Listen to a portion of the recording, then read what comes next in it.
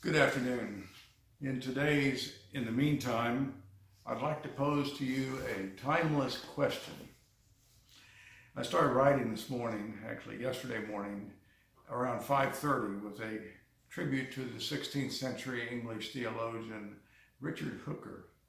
As I studied the Puritans and the treatment of them by succeeding generations of American historians, I came upon an observation by John Winthrop after sailing on the Arabella to the New World. This was the voyage in which he was said to have written his now famous City on a Hill sermon. Although he was not an ordained minister, it was considered a lay sermon.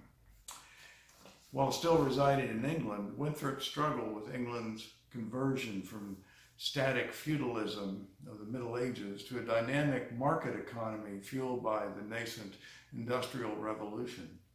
This transformation posed serious questions to the landed gentry, such as Winthrop, and reflecting on what it took for people of the wealthy class to retain their property and social status, he wrote, quote, "No man's estate almost will suffice to keep sail with his equals, and he who fails therein must live in scorn and contempt.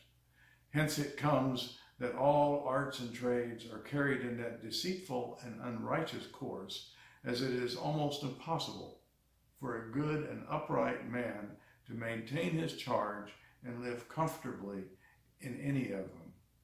In short, it was becoming harder for men of Winthrop's rank to be both virtuous and prosperous. The timeless question, as significant then as it is today, rings out to us. Is it even possible or desirable to be both virtuous and prosperous? Are they mutually exclusive? Quoting directly from an article in The Nation, quote, "Winthrop's real estate holdings in Suffolk, England, forced upon him vexing questions. Should he raise rents on subsistence farmers who had long resided on his property at nominal fees? Should he prohibit scavenging? Should he enclose his land with hedges for the purpose of raising sheep, thus driving his tenants into the swelling ranks of vagabonds, or what we would today call homeless?" As the great historian Christopher Hill wrote, this was a time when large landowners, quote, "had no inhibitions about evicting whole villages to make room for sheep in order to profit from the growing wool export trade." That's the end of the quote, a long quote from The Nation. The Puritan Winthrop, who would go on to become governor of Massachusetts Bay Colony, fled to the New World out of two fears. One, fear of becoming a loser in the new market economy of England, and secondly, fear of becoming morally bankrupt in the process. Winthrop wrote, quote, "A model of Christian charity, which was filled with a yearning for a time when the poor and the rich would treat each other with, quote, reciprocal loyalty." Winthrop is often mischaracterized as justifying the enormous chasm between rich and poor, but a closer read reveals that he hoped God would touch the hearts of other wealthy people so that the rich and mighty should not eat up the poor, in his own words.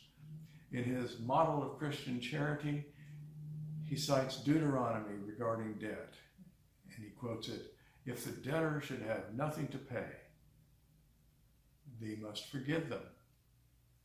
These sentiments gave direct relief to the poor from public lands in New England.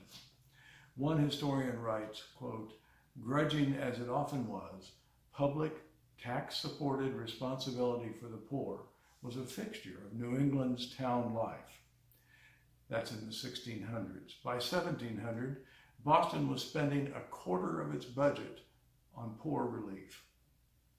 Winthrop and other Puritans were haunted by the impact of the Industrial Revolution on those living on subsistence, contrasted with their own incredible rise in wealth.